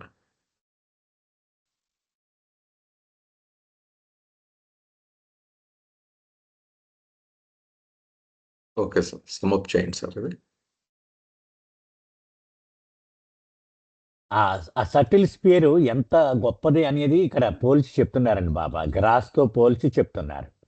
ఆ సటిల్ స్పియర్లో ఉండేవి సటిల్ సైట్స్ అంటే దృశ్యాలు, సటిల్ సౌండ్స్ శబ్దాలు, అనుభూతులు, దానికి ఉన్నటువంటి పవర్స్, వాటిని అర్థం చేసుకోవాలంటే గ్రాస్ స్పియర్లో జీవించే మనకు పోలికలు దొరకవు. ఎందుకంటే ఈ గ్రాస్ స్పియర్లో పోల్చడానికి చాలా కష్టం. అయితే కొంతవరకు మనకి ఉన్నటువంటిది ఎనర్జీ, అంటే మనకి మామూలుగా ఎనర్జీ అని వాడుతూ ఉంటాం కదా, మన కండలు పెంచడం లేదా పెట్రోల్ పోసి ఎనర్జీ ఇందులో వేయడం, ఫ్యూయల్, ఇవన్నీ కొన్ని ఎనర్జీస్ రూపాలు ఉన్నాయి మనకి ఈ గ్రాసులో కూడా. కానీ అవన్నీ పరిమితులకు లోబడి ఉంటాయి. ఏమిటా పరిమితులు? గ్రాసు యొక్క పరిమితులు, అలాగే దాని అనుభవంలో తెచ్చుకునే హ్యూమన్ కాన్షియస్నెస్ యొక్క పరిమితులు. దానికి గ్రాస్ లిమిటేషన్స్ ఉంటాయి కదా.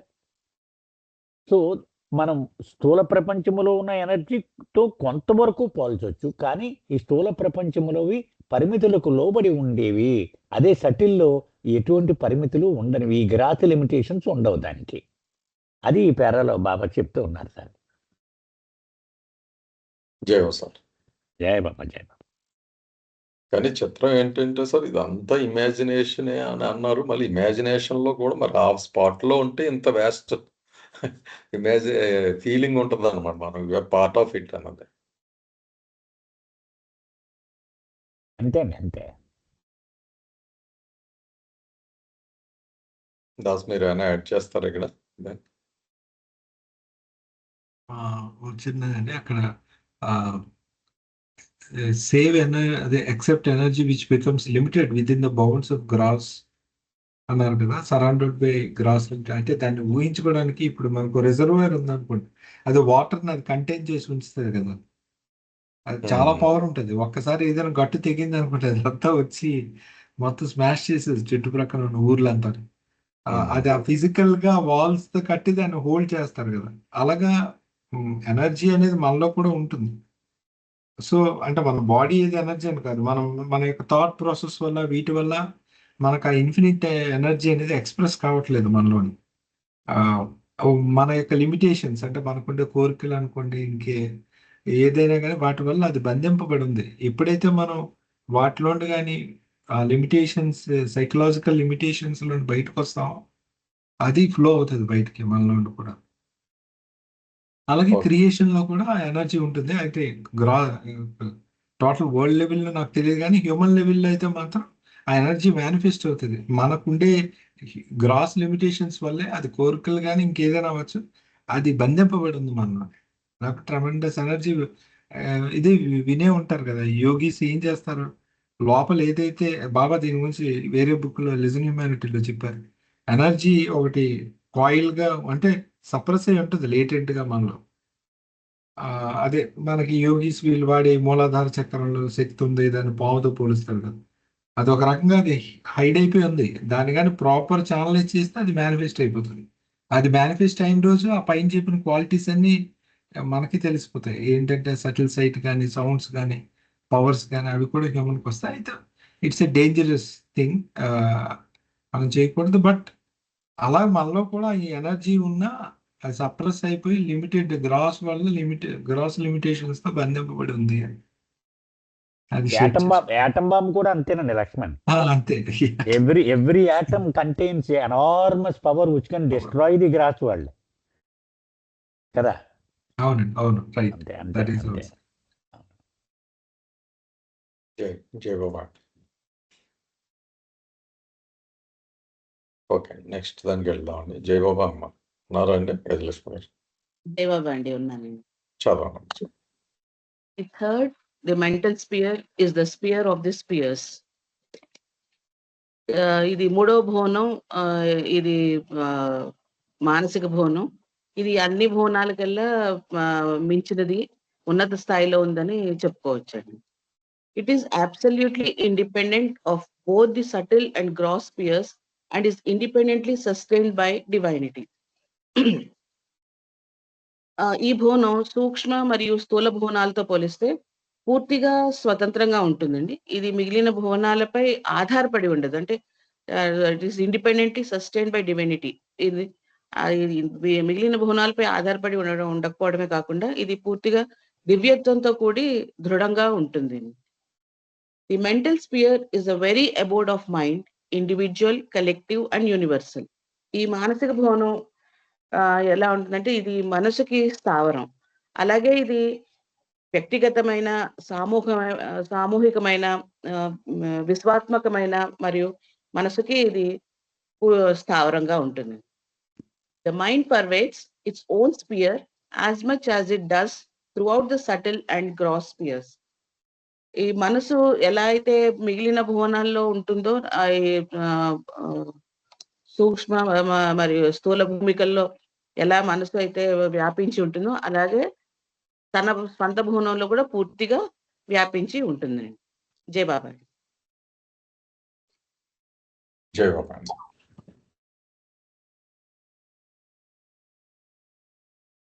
ఏమన్నా ఉన్నాయండి ప్రశ్నలు ఈ పేర మీద?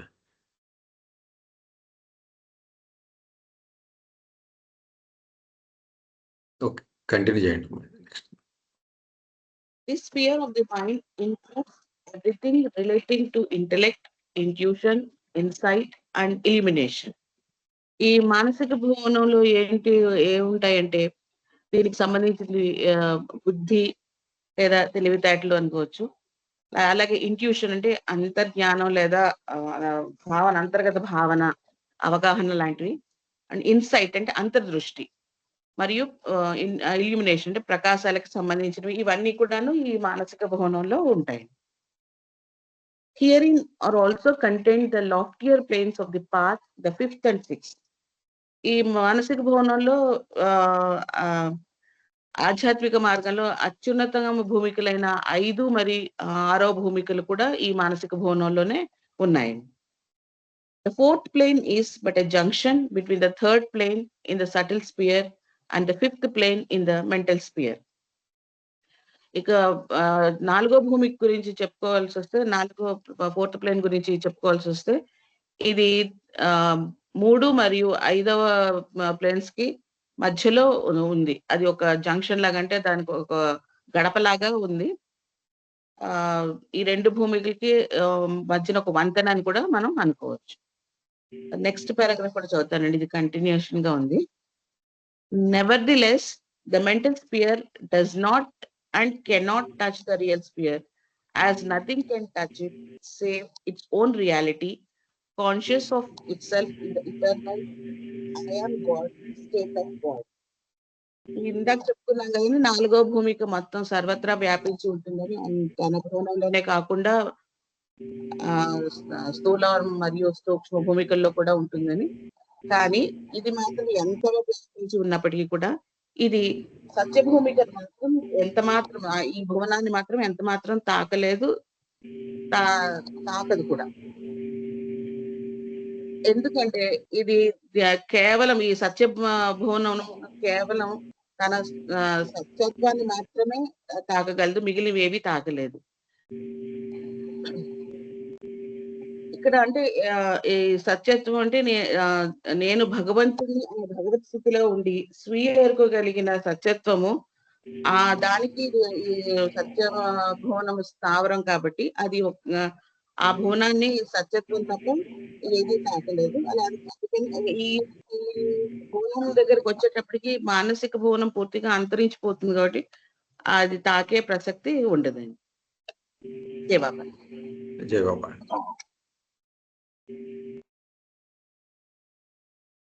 ఏమన్నా ప్రశ్నలు ఉన్నాయండి ఇది 3 పేరాల మీద?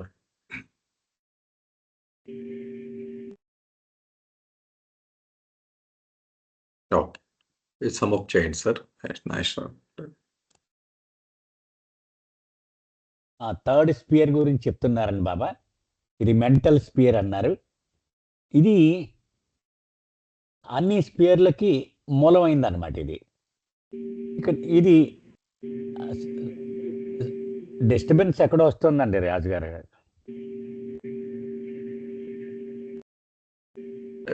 ఎవరో ఫోన్ ఏమన్నా పెట్టారేమో అండి, అదే సిస్టమ్ దగ్గర కానీ ఎక్కడన్నా ఒకసారి చెక్ చేసుకోండి. సరే సార్, మ్యూట్ ఎవరన్నా చేయలేదు చూస్తా.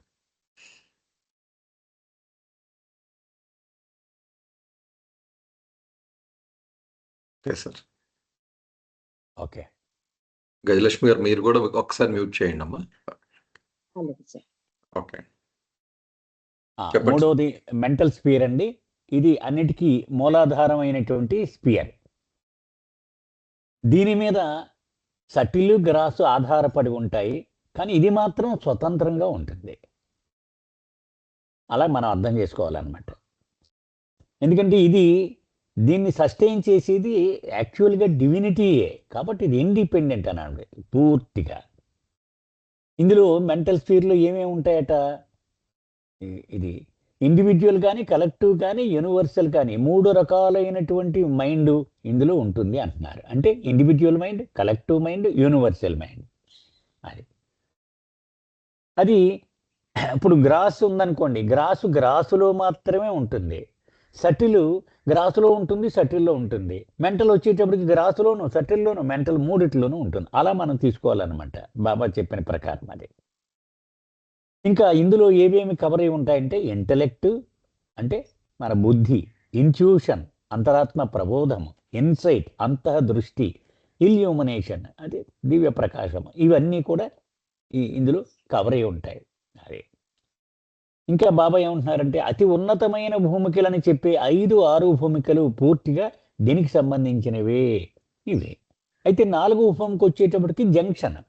ఎందుకంటే 1, 2, 3 భూమికలు సటిలు, 5, 6 భూమికలు మెంటలు. ఇది 4వ భూమిక సగం మెంటలు, సగం సటిలు, సగం మెంటలు. అది మధ్యలో వారధిగా ఉంటుంది. అయితే ఒకటి మాత్రం ఇక్కడ చివరిలో బాబా చెప్తున్నారు, మెంటల్ స్పియరు ఎంత గొప్పదైనప్పటికీ కూడా 1, 2, 3 కంటే 1, 2 కంటే మూడోది గొప్పది కదా మెంటల్. ఎంత గొప్పదైనా రియల్ స్పియర్ని మాత్రము టచ్ చెయ్యలేదు. ఎందుకని అక్కడ అది భగవత్ స్థితికి సంబంధించినది, నేను భగవంతుడను అనేటువంటి స్థితికి సంబంధించినది. అది మాత్రము ఈ మెంటల్ స్పియర్ టచ్ చేయలేదు అని చెప్తున్నారు. Yes sir. జై బాబా సార్. జై బాబా, జై బాబా. ఏమన్నా ప్రశ్నలు ఉన్నాయండి ఇక్కడ దాకా?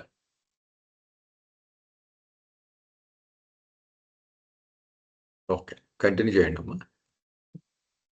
Jai Baba. The fourth, the composite sphere, is the most named and the least understood one. It is composed of 21 subspheres, and as such, it is both a sphere and not a sphere by itself. ఇక ఇప్పటి వరకు 3 భవనాలు అయినాయండి. ఇప్పుడు 4వ భవనం. 4వ భవనం ఇది ఫస్ట్ టైం వింటున్నాము. 4వ భవనం అనేది మిశ్రమ భవనం. ఈ మిశ్రమ భవనం గురించి ఎక్కువగా ప్రస్తావన చేసినప్పటికీ, దీని గురించి ఎక్కువగా మాట్లాడుకున్నప్పటికీ దీని గురించి మాత్రం చాలా తక్కువగా అర్థం చేసుకుంటున్నాం. అంటే దీని గురించి అంతగా మనకు అవగాహన లేదు. ఈ భవనంలో 21 ఉపభవనాలు ఉన్నాయి.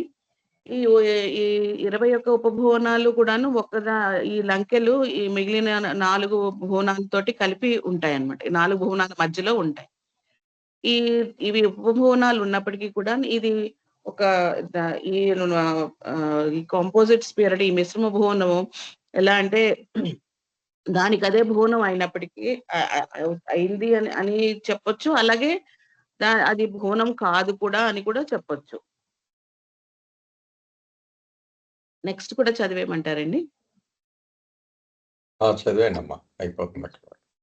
The 21 connecting links are made up of 7 subgross and subsubtle spheres between the gross and the subtle spheres, 7 subsubtle and submental spheres between the subtle and the mental spheres, and 7 submental and subsupramental spheres between the mental sphere and the real sphere. ఈ 20 ఇందాక చెప్పినట్టు 4వ భువనము మిశ్ర భువనంలో 21 లంకెలు ఉన్నాయి, 21 ఉపభువనాలు ఉన్నాయి. ఈ ఉపభువనాలు ఒక లంకెలుగా ఈ 4 భువనాల మధ్యలో ఉంటాయి. అవి ఎలా ఉంటాయి అనంటే స్థూల మరియు సూక్ష్మ భువనాల మధ్యన 7 ఉప సూక్ష్మ స్థూల భువనాలు ఉంటాయి. అలాగే సూక్ష్మ మరియు మానసిక భువనాల మధ్యన 7 ఉప సూక్ష్మ మరియు ఉప మానసిక భువనాలు ఉంటాయి. అలాగే మిగిలిన 7 ఉపభువనాలు మానసిక భువనం మరియు సత్య భువనం మధ్యలో మానసిక భువనము మరియు అతి మానసిక భువనంల రూపంలో ఉంటాయండి. జై బాబా అండి. జై బాబా. సింపుల్ గా చెప్పాలంటే 21 7 మధ్య లేయర్స్ లో ఉంటాయి అనుకోవడానికి. గ్రాస్ సటిల్ మధ్యన 7, సటిల్ మెంటల్ మధ్యన 7, అలాగే మెంటల్ రియల్ స్పియర్ మధ్యలో 7. ఇది ఒక ఇదండి, మెంటల్ అండ్ రియల్ స్పియర్ మధ్యన 7 ఉన్న వాటిని సబ్ సూప్రా మెంటల్ స్పియర్ అని అన్నారు ఏంటండి? ఇది కొత్తగా వర్డ్ వచ్చింది.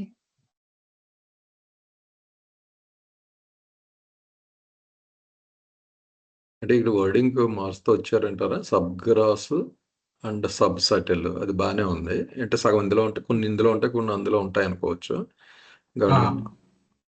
అదే అంటే మెంటల్ కి బియాండ్ గా ఉండేదని సూప్రా మెంటల్ అంటారండి. కానీ అది సూప్రా మెంటల్ అంటే ఇక్కడ రియల్ స్పియర్ అవుతుంది. విత్ రెస్పెక్ట్ టు మెంటల్ చెప్తున్నారు కాబట్టి సూప్రా మెంటల్ రియల్ అవుతుంది. కానీ రియల్ వాడకుండా మళ్ళీ ఆ సూప్రా మెంటల్ సబ్ గా కిందనే ఉంది, అది అలా నేమ్ పెట్టారనమాట. అంటే మెంటల్ కి పైన ఉంది కానీ రియల్ కి క్రిందన ఉంది, అందుకు సబ్ సూప్రా మెంటల్ అన్న. ఇంకొకటి కూడా లక్ష్మణ్, ఇంకొకటి కూడా అనిపిస్తుందండి. Mental sphere can never touch real sphere అని అన్నారు కదా పై పేరాలో. అవునండి. కాబట్టి మధ్యలో ఉన్నటువంటి వ్యాక్యూమే సూప్రా మెంటల్ అంటే కానీ రియల్ కాదు అనమాట బహుశా. అంటే 6వ భూమికి దాటేసిన తర్వాత 7వ భూమికిలో మనకి మొట్టమొదట ఈ నిర్వాణ ఉంది కదండి, నిర్వాణకు ముందు వరకు వస్తాయన్నమాట. అది యాక్చువల్ 7th ప్లేన్లోకి ఎంటర్ అవ్వడం కాదు, అది అక్కడ వరకు ఆగిపోద్దేమో. ఇది 7th లోకి ఎంటర్ అవ్వదు కదా, 7th లోకి ఎంటర్ అవ్వదు, అది రియాలిటీ కాదు. రియాలిటీ కాదు అది కాబట్టి దాన్ని విడిగా చూపించారు, రియల్ లో కాదు అని. అది ఇప్పుడు మనకి ఏం చెప్పారు, గ్రాస్ కి సటిల్ కి మధ్యలో ఉన్న వాటిని the 21 connecting links are made up of 7 sub gross and sub subtle. తర్వాత అదే రెండింటి లక్షణాలు చెప్తున్నారండి. రెండింటి చెప్తున్నారు కదా, యువతల్ది అవతల్ది. అంటే ఇటు గ్రాసు అటు సటిల్ 2 లక్షణాలు ఉంటాయి అంటున్నారు. అలాగే సటిల్ కి మెంటల్ కి మధ్యన సటిల్ లక్షణాలు ఉంటాయి, మెంటల్ లక్షణాలు. సబ్ మెంటల్ అని సబ్ రియల్ అని అంటే అది అవ్వదు, ఎందుకంటే అది రియల్ కాదు కాబట్టి. కాబట్టి అందుకు సూప్రా మెంటల్ అని చెప్పి దానికి అది సూప్రా మెంటల్ అన్నారు. అదే సబ్ రియల్ అని వాడడానికి అది ఫిట్ అవ్వదు కనుక సూప్రా మెంటల్ అది వాడారు. ఒక జవాబు అండి. అంటే ఇప్పుడు ఈ 7 ఉపలంకెలు అవి రియల్ స్పియర్ ని తాకవైతే అవి అదే కదా చెప్పారు పై పేరాలో అమ్మ. Mental sphere can never touch reality అని చెప్పారు కదా.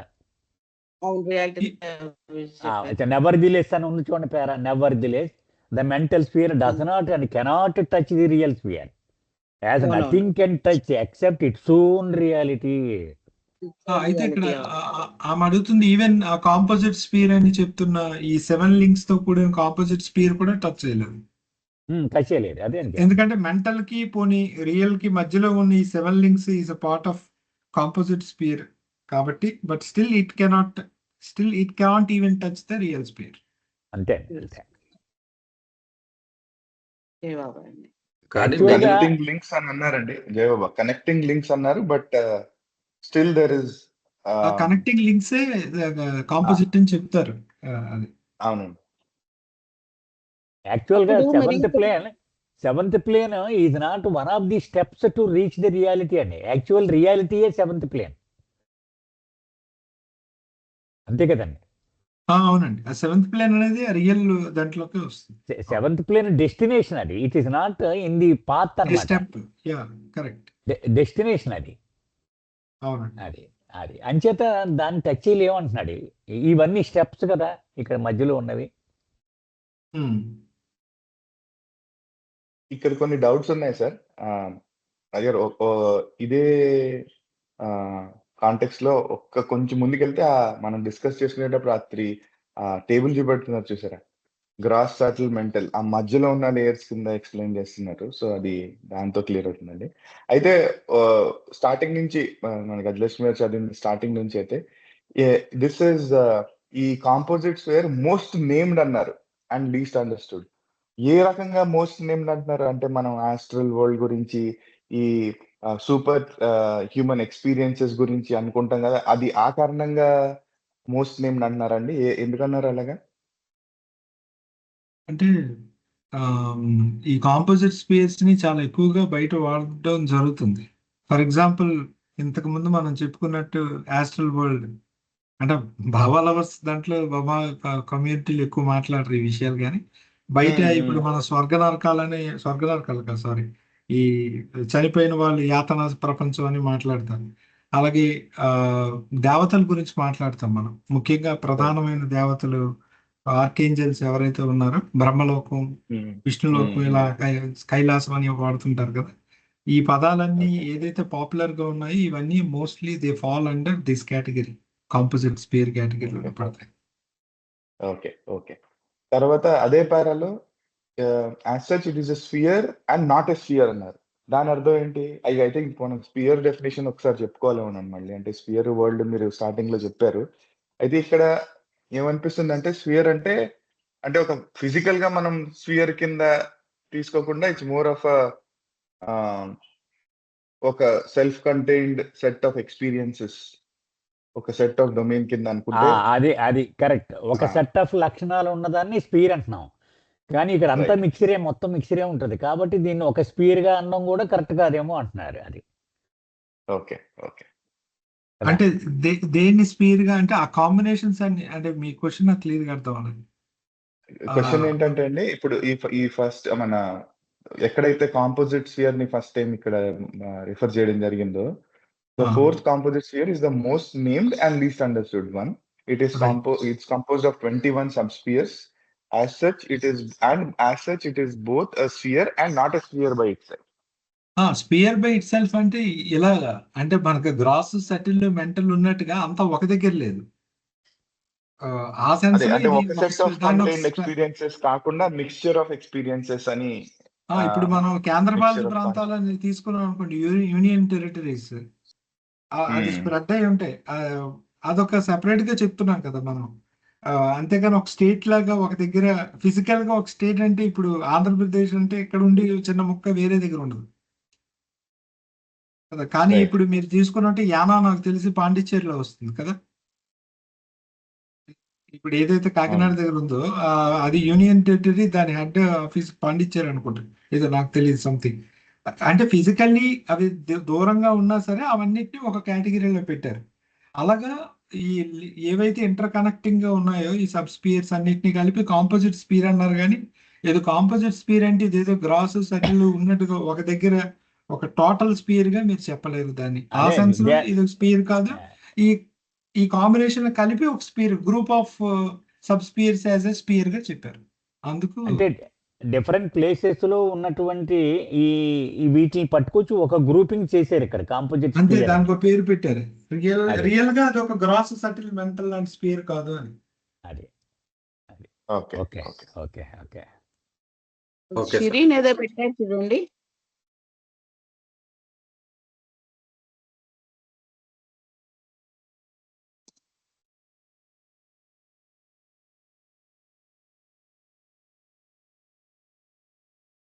ఈ gross sphere, lower composite spheres picture అండి. Subtle sphere, middle composite spheres ఈ మెంటల్ స్పియర్కి వచ్చింది. ఇక్కడ కనెక్టింగ్ లేకుండా ఇక్కడ పెట్టారండి. బాగుంది బొమ్మ ఇది. రియల్ స్పియర్ ఇక్కడ ఉంది, వాటి మధ్యలో ఇక్కడ కంపోజిట్ స్పియర్స్ అన్నది. అదే హయ్యర్ కాంపోజిట్ స్పియర్ అంటే సూప్రామెంటల్ అనమాట అనేది. సూప్రామెంటల్ అండి. ఇప్పుడు మనం చదువుకున్నాం కదా. బాగుందండి బొమ్మ, చాలా బాగా చేశాడు. ఈ బొమ్మ బాగుంది కానీ ఇందులో ఆ చిన్న బ్లూస్ ఏవైతే ఉన్నాయో అవి రియల్ కి టచ్ అవ్వకుండా ఈ పెద్ద బ్లూకి టచ్ అయితే బాగుండేది. ఎక్కడ షిరీన్ మీరు ఏంటి ఎందులో బుక్ లో తీసారా జనరేటెడ్? ఏఐలో ఏమైనా జనరేషన్ లేదండి, నేను పవర్ పాయింట్ లో చేశాను. జవాబు బాగుంది. చాలా బాగుంది. ఏంటి ఇప్పుడు చేశారా, ఇదివరకు ఎప్పుడైనా చేశారా? ఇప్పుడే అంటే చదువుతుంటే నాకు ఇలాగా అనిపించింది. సో అలా మేబీ కరెక్ట్ కాదేమో అనిపించింది. కాకపోతే మీరు అన్నట్టు సూపరామెంటల్ బహుశా ఇక్కడ మెంటల్ కి ఎక్కువ టచ్ అయ్యి రియల్ స్పియర్ కి తక్కువ టచ్ అయినట్టు ఉండాలమ్మా కదా. కొంచెం స్పేస్ ఇస్తే అది బియాండ్ అనే సెన్స్ రిఫ్లెక్ట్ అవుతుంది పిక్చర్ లో. ఆ బ్లూ సర్కిల్ కి అంటుకుని ఉంటే సరిపోద్ది, రియల్ కి అంటుకుని ఉండి కంటే. అదే అదే ఓకే ఓకే అంతే. Okay okay okay. ఇది సమయంగా అక్కర్లేదు సార్, అంతా డిస్కషన్ అయిపోయింది కదా. అదేలేండి. ఏమన్నా డౌట్లు ఉన్నాయండి మిగిలిన వాళ్ళకి? సార్ నాకు డౌట్ జయబాబు సార్. ఇప్పుడు ఇక్కడ 21 connecting links are made up of 7 sub gross and sub subtle spheres అన్నారు. అంటే గ్రాస్ కి సటిల్ స్ఫియర్ కి మధ్యలో ఉన్నవన్నారు. మరి sub gross or sub subtle అనొచ్చు కదా. Sub gross and sub subtle అంటే వెరైటీస్ ఉంటాయి అక్కడ, కొన్ని సబ్ గ్రాస్ కొన్ని సబ్ సటిల్ అని. ముందు అనుకున్నాం కదమ్మా, అక్కడ రాశి లక్షణాలు సటిల్ లక్షణాలు కలిసిన మిక్సర్ కదా. మిక్సర్ అనగానే కాంపోజిట్ అనగానే దానికి గ్రాస్ లక్షణాలు సటిల్ లక్షణాలు కలిసి ఉంటాయి అన్నమాట. ఆ 7 అది 7 అన్నారు కదా, ప్రతిదీ 7 కింద డివైడ్ చేసుకుంటూ వస్తున్నారు కదా బాబా. కాబట్టి అవి కూడా 7 ఉంటాయి అంటున్నారు. దానికి గ్రాస్ మిక్సర్ 7 అందులో మళ్ళీ 3.5 గ్రాసు 3.5 సెటిల్ అని కాదని, ప్రతి దానికి గ్రాసు సెటిల్ కలిసి ఉంటాయని అనుకుంటున్నాను నేను. కాంపోజిట్ అన్నారు కదా, ఎవ్రీథింగ్ ఈజ్ కాంపోజిట్. ఇందాక ప్రపంచాల గురించి చెప్పినట్టు పెర్సెంటేజ్ వైజ్ ఉండొచ్చు అండి బహుశా. అంటే ఇంత పెర్సెంటేజ్ సటిల్ కి వెళ్ళేసరికి 7 లింక్స్ గ్రాడ్యువల్ గా గ్రాస్ తగ్గి అలాగా సటిల్ అలా ఉండొచ్చు. మొత్తానికి మిక్సర్ లక్షణాలు ఉంటాయండి అక్కడ. కాంపోజిట్ లో అన్ని కాంపోజిటే. ఆ ఉన్న 7 మాత్రం ప్యూర్ గా అది గ్రాస్ అని చెప్పలేం, ప్యూర్ సెటిల్ అని చెప్పలేం. అది కరెక్ట్. ఉంటాయి. అదే కాబట్టి కాంపోజిట్ అన్నారు. కాబట్టి కాంపోజిట్ అన్నారు. పర్సంటేజ్లు మారచ్చు, మనకు తెలియదు. అది గ్రేడేషన్ ఉండొచ్చు. అంతే అంతే. ఇప్పుడు మనకి సూసైడ్ సోల్స్ కానీ ఆ చనిపోయిన సూసైడ్ సోల్స్ తీసుకోండి, వాళ్ళు యాస్ట్రల్లో ఉంటారు. వాళ్ళు ఇంకా చాలా ఉన్నాయి అందులో, ఎలా చనిపోతే ఒక్కొక్కరు ఏ లేయర్ లో ఉంటారు అనేది. మొత్తానికి వాళ్ళకు ఉండేవి గ్రాస్ సంస్కారస్, కానీ వాళ్ళకున్న బాడీ గ్రాస్ బాడీ కాదు, అదొక different kind of body. So ఇలాంటి మిక్స్ అంతా కూడా మనకి ఈ మధ్యలో ఉన్న స్పేర్స్ లో కనిపిస్తుంటారు. ఓకే, ఇక్కడ ఆపుదాం అండి. కళ్యాణ్ నెక్స్ట్ వీక్ చదువుకుందాం అంటే అది రేపు సరే. జై బాబా సార్. Okay sir. జై బాబా జై బాబా జై బాబా జై బాబా జై బాబా అంటే అందరికీ జై బాబా. జై బాబా.